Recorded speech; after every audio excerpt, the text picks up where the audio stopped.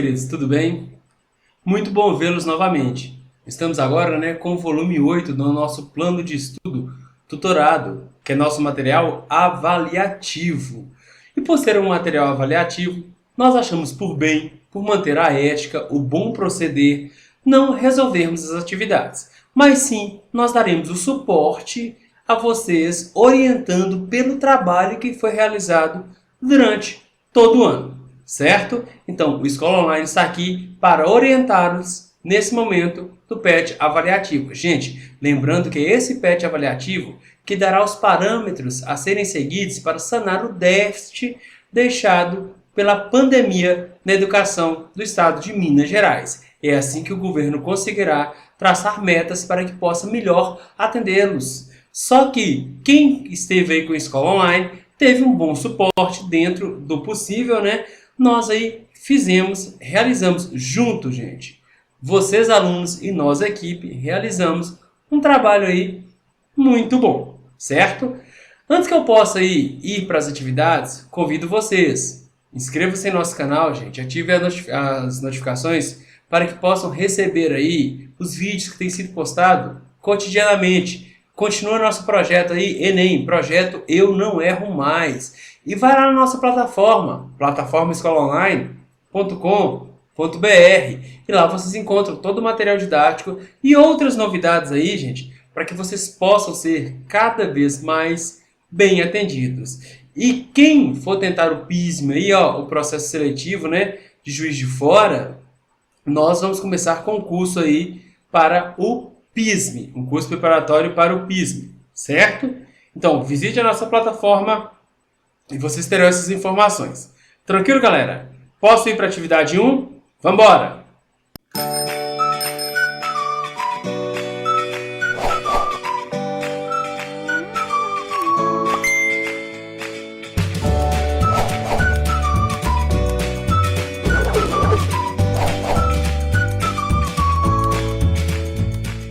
Atividade 1. Galera, bem do início mesmo, lá no PET volume 2, semanas 1 e 2, na parte 1, galera, a gente fala de reflexão luminosa, lá falava de espelhos planos e espelhos esféricos. Isso aqui é bem o início desse PET parte 1, Nós vamos falar aí, a teoria e a atividade 1 pode ajudá-los a desenvolver essa atividade pedida aí por esse PET avaliativo. Vou dar a vocês aí uma orientação, certo? É uma parte bem teórica, eu sofri bastante para tentar me fazer entender, foi uma parte bem difícil para a gente, porque realmente é teórico, e quando a gente não está aí tete a tete, no contato aí olho no olho, isso às vezes fica difícil mesmo. Vamos lá, Isabela veste uma camiseta em que se lê a seguinte inscrição: Mulheres na ciência. Mulher é o ser mais evoluído que existe, de verdade. Reescreva essa inscrição na forma que sua imagem aparece para Isabela, quando ela se encontra frente a um espelho.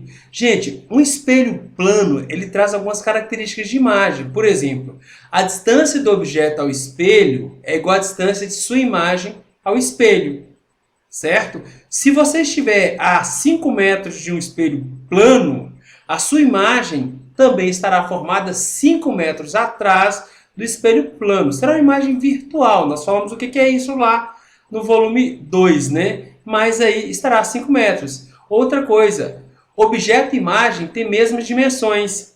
Por exemplo, se eu tenho 1,78 m aproximadamente, se eu estiver à frente de um espelho plano e esse espelho plano tiver geometria e dimensões suficientes para captar toda a minha altura, a minha imagem terá 1,78 m.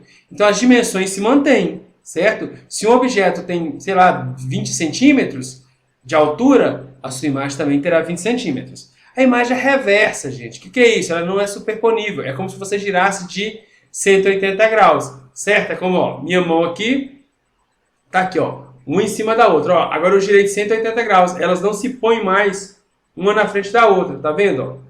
Eu giro aqui, como se eu girasse a mão de 180 graus, Uma não se encaixa mais na outra. Então a imagem é reversa. Objeto, imagem, Então vamos lá. O que ele quer que eu faça? Eu quero que eu coloque essa frase na frente do espelho e escreva como aparecerá a imagem. A ideia seria mais ou menos essa. Nós fizemos isso na atividade 1 lá na semana 1 e 2, né, do volume 2, ó.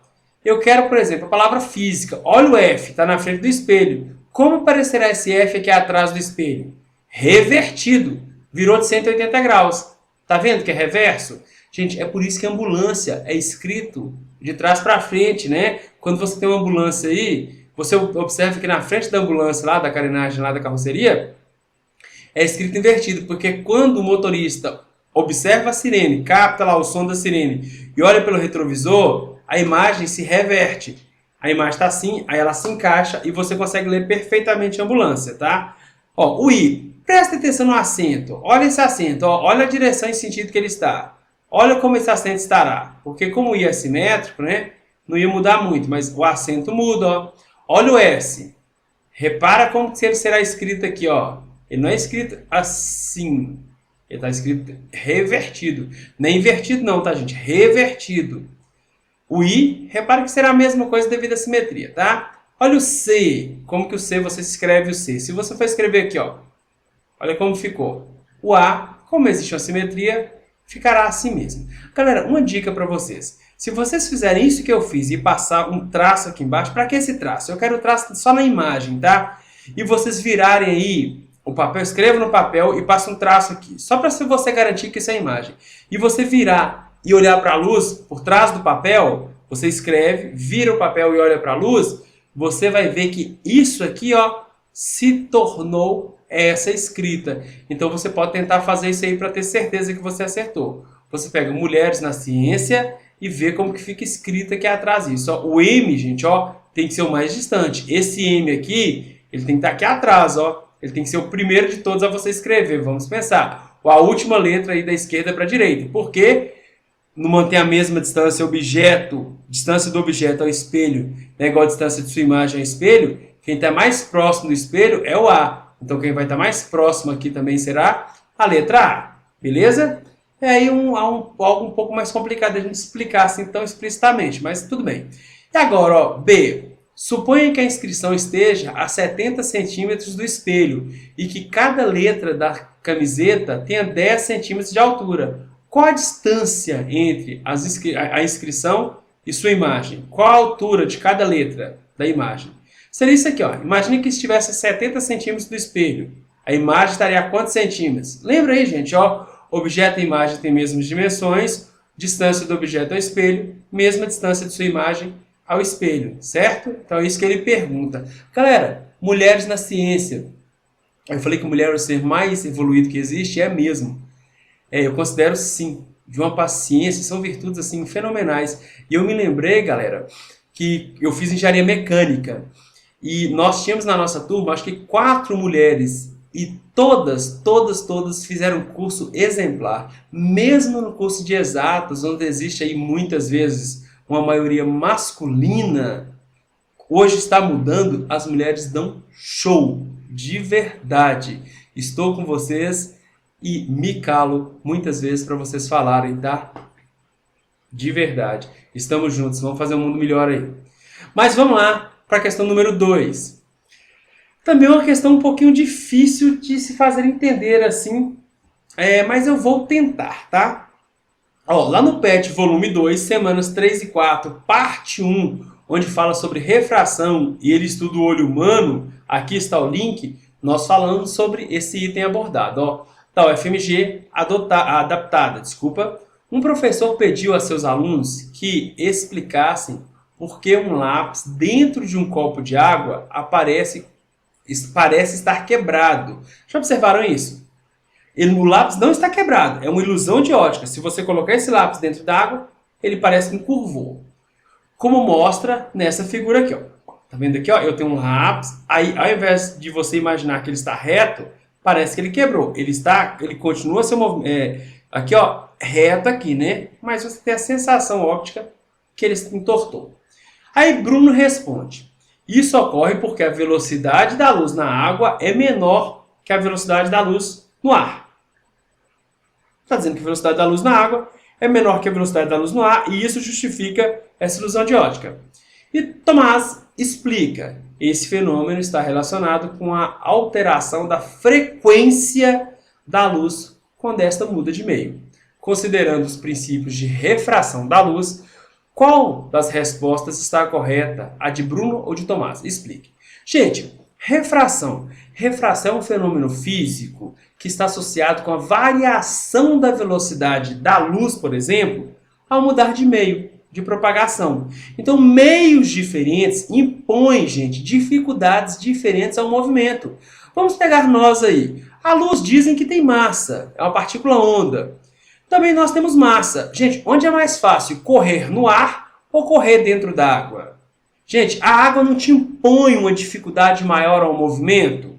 Logo, o ar e a água impõem também à luz uma dificuldade maior ao movimento. Vocês concordam que quanto maior é esse índice de refração, aí eu posso medir aí, ó, essa dificuldade.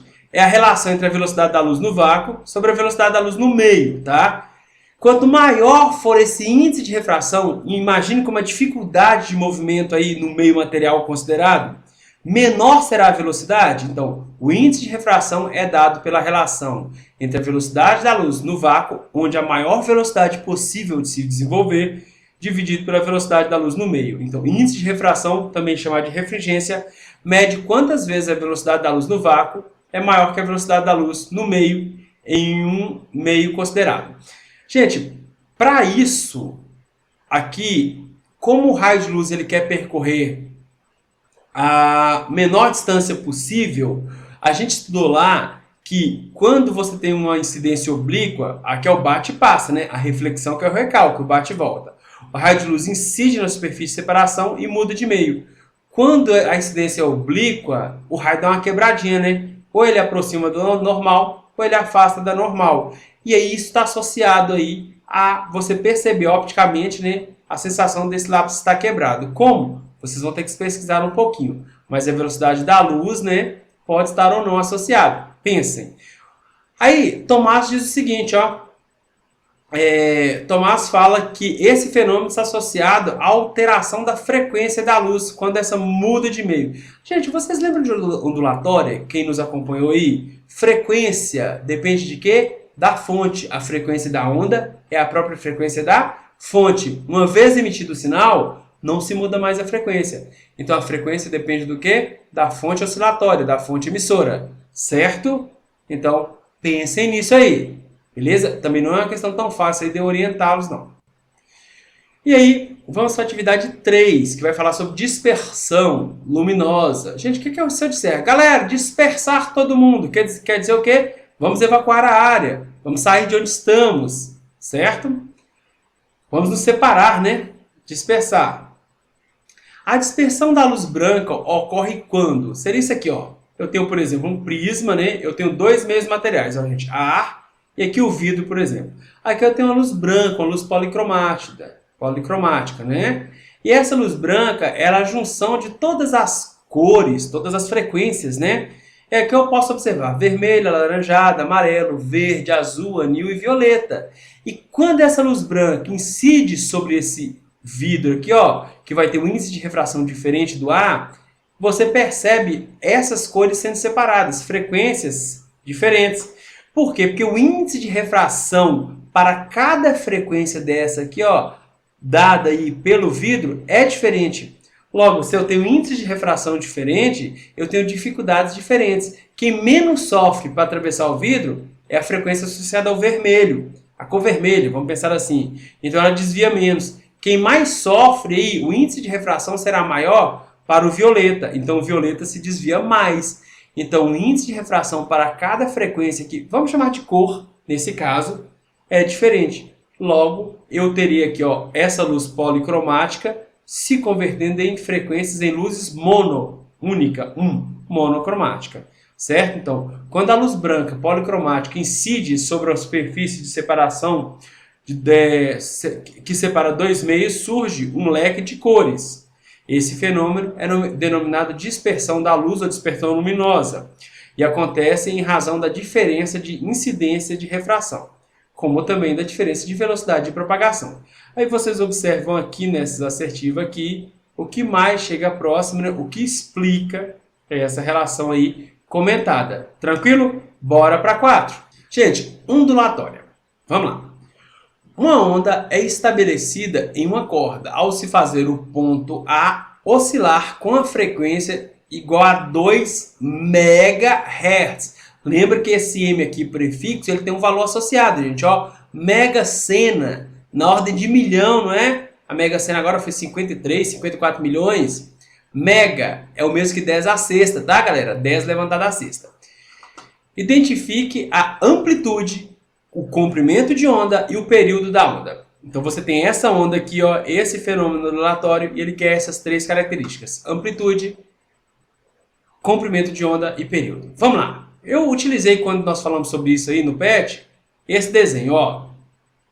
Eu tenho uma mão aqui que é a fonte, né? A frequência da onda depende da frequência de vibração da fonte, da mão da pessoa. Tranquilo? Quando você começa a oscilar, perturbar o meio, você percebe um sinal ondulatório. Nós vamos falar que eu tenho um fenômeno periódico. Periódico se repete identicamente em intervalos de tempos iguais. Então aqui, ó, primeiro, amplitude. O que seria amplitude? O pessoal fala, né? Amplitude é a distância entre a região de equilíbrio, quando ainda o meio não está perturbado, né? Seria essa linha aqui, ó, mais fraca. Em a região do equilíbrio e uma crista, que é o ponto mais elevado em relação à região de equilíbrio, ou a região de equilíbrio e um vale, que é o ponto mais baixo aqui em relação à região de equilíbrio. Gente, a amplitude está associada à energia transportada pela onda. Lembrem disso. Quanto maior a amplitude, significa que maior energia transportada pela onda, porque isso que é importante. Onda transporta energia, ela não arrasta matéria. Certo? Então, o que é amplitude? A grandeza associada à quantidade de energia transportada pela onda, que ela é dada pela distância entre a região de equilíbrio e um ponto mais elevado, chamado crista, ou a região de equilíbrio e um ponto mais baixo, chamado vale. Aí vocês olhando aqui, vocês tentem saber aí qual é a amplitude. B, comprimento de onda. Distância entre dois pontos consecutivos em fase. Por exemplo, distância, ó, entre A e B. Por que eles estão em fase? Porque eles estão vibrando junto. Gente, entre A e B eu tenho um ciclo completo, ó. Se eu fizer isso aqui, ó, um ciclo, cheguei aqui. A partir de B eu só estou repetindo. Se eu sair da posição da mão aqui, gente, ó, subiu, desceu ao extremo máximo e voltou a esse ponto. Repare que eu realizei um ciclo completo, ó, uma oscilação completa, certo? Depois eu só dou um Ctrl+C, Ctrl+V, ó, eu vou copiando. Então, entre minha mão e esse ponto aqui, eu tenho um ciclo completo. Se você pegar essa parte aqui e virar de 180 graus, você vai formar um ciclo, né? Um círculo, por isso que chama de ciclo, tá? Então aí, comprimento de onda é a distância entre dois pontos consecutivos em fase. Eu tenho esse ponto A. E aí, gente, qual o ponto que está em fase a ele? Ó, vindo daqui até aqui, eu terminei o ciclo? Eu vou ter que caminhar mais um pouco? Quanto eu vou ter que caminhar? A distância entre A e esse ponto vale 20. Será que 20 é meu comprimento de onda? Será que 10 é meu comprimento de onda? Enfim, tentem pensar aqui, ó. Aqui ele mostra, ó, ponto C e aqui eu tenho um ponto D. A distância entre dois vales consecutivos representa esse lambda aqui, que é meu comprimento de onda, certo? Tentem compreender e resolver a atividade. Período. O que é período, galera? Período de gestação, como eu sempre falo, é tempo. Só que aí é um período especial, galera. Ó, é o tempo para se formar um ciclo completo. Período aqui na onda, da onda aqui, ó, é o tempo para se formar um ciclo completo, certo? Uma oscilação completa. E no sistema internacional é dado em segundos, porque representa tempo, né? E frequência? Frequência, gente, é o número de repetições que acontecem num dado intervalo de tempo. Ou seja, é o número de ciclos que se observa num tempo específico, certo? E a frequência da onda não depende do meio de propagação, apenas da fonte emissora do sinal. Então, a frequência de uma onda não depende do meio. Emitiu-se a frequência dessa onda aqui, ó, vai depender de como essa mão está chacoalhando. Se essa mão chacoalha mais no mesmo intervalo de tempo, maior o número de ciclos formado no mesmo intervalo de tempo. Se esse cara diminuir assim, a vibração da sua mão, vocês vão perceber que o número de ciclos aí, ó, no mesmo intervalo de tempo vai diminuindo. E eu quero lembrar para vocês que a relação entre período e frequência é a seguinte: se você pegar o período e multiplicar pela frequência, isso vai dar 1. Ou, como muitos gostam de colocar, né, que período é 1 sobre frequência. Gente, por favor, período ao invés da frequência? Sim, mas não se acostume com essa definição tão rasa, não, porque o Enem e provas inteligentes não vão te cobrar isso assim. O que é período? Intervalo de tempo para que um fenômeno aconteça completamente. Ponto. Você resolve várias e várias atividades em relação a isso. O que é frequência? Número de vezes que o fenômeno acontece num dado intervalo de tempo. Exato. Então, como ele te deu a frequência aqui, ó, fica fácil você achar o período. Beleza? Espero que tenha entendido. Toca o barco, vamos embora! Aqui nós temos uma atividade aí que foi abordada no volume 6, né? Semana 1 e 2, vai falar sobre temperatura. E aqui está o link para que vocês possam observar aí essa aula dada e fazer a atividade com segurança. Fala sobre escalas termométricas. Lembra lá, gente? Celsius, Fahrenheit e Kelvin e seus pontos fixos. 0 graus Celsius é o ponto de fusão do gelo, que corresponde a 32 graus Fahrenheit, é o estado fundente lá, a temperatura de 1 atm, desculpa, a pressão de 1 atm, certo? Tem que ter cuidado com isso aí, né? O estado físico depende da pressão aí que está submetido ao corpo. E 0 graus Celsius é o mesmo que 273 kelvins, não se diz grau Kelvin, tá? Kelvin. Aí se a água está ebulindo, está evaporando, está ebulindo, está de ebulição, né, de vaporização, a 100 graus Celsius, certo? Aí se você for observar na escala Kelvin, está 373 Kelvin, ou 212 graus Fahrenheit. Então, esses aqui são os pontos fixos. Através deles, fazendo aí um cálculo numérico aí, que chama-se interpolação, nós chegamos nessas relações, ó. A temperatura em Celsius é igual à temperatura em Kelvin menos 273. Ele pede aí para que você faça a conversão. E também você pode converter de Celsius para Fahrenheit. Temperatura em Celsius sobre 5 é igual a temperatura em Fahrenheit menos 32 sobre 9. Aí vamos ler. Em algumas cidades brasileiras, encontramos, em vias de grande circulação, termômetros que indicam a temperatura local, medida na escala Celsius. Por causa dos Jogos da Copa do Mundo no Brasil, modificou-se os termômetros para que a temperatura fosse exibida também na escala Fahrenheit, utilizada em alguns países. Qual é a temperatura em Fahrenheit e também em Kelvin de um desses termômetros deverá indicar quando estiver marcando naquele termômetro 25 graus Celsius. Então aqui, ó, pega aqui, ó, mais ou menos aqui, 25 graus Celsius equivale a quantos graus Fahrenheit e quantos Kelvin? Pois bem, eu sei aí, ó, que vai ter 25 graus Celsius é mais do que 32 graus Fahrenheit, certo? E é mais que 273 Kelvin. Tá vendo aqui? São esses pontos correspondentes. Basta você jogar na equação aqui, ó, esse 25, operar algebricamente e ser feliz. Tranquilo? Espero ter ajudado. Última questão. Gente, eu como professor acredito que a prova é mais uma ferramenta de auxílio, avaliação. Eu ainda brinco, gente, a prova é nossa amiga. É através da avaliação da prova que nós podemos medir aí o entendimento que o aluno está tendo e com esse resultado sanar os déficits. Então a prova é uma ferramenta de ajuda, de auxílio. Deus me livre, um aluno meu, ter receio das minhas provas. Nunca caiu uma questão numa prova minha que eu não tenha trabalhado em sala, porque eu só posso cobrar o que eu ofereço. Por que eu estou falando isso? Porque essa questão ela foi um pouco além. No PET, ela não trouxe nada próximo, parecido. Próximo sim, mas parecido não. Então, nós não falamos da teoria total disso aqui, só da metade. Então, eu resolvi, não vou resolver a questão, mas eu resolvi, pelo menos, montá-la para vocês. Então, lá no volume 6, semanas 3 e 4, nós falamos de dilatação dos sólidos, dilatação e contração, né? Aqui está o link. É a base para essa questão.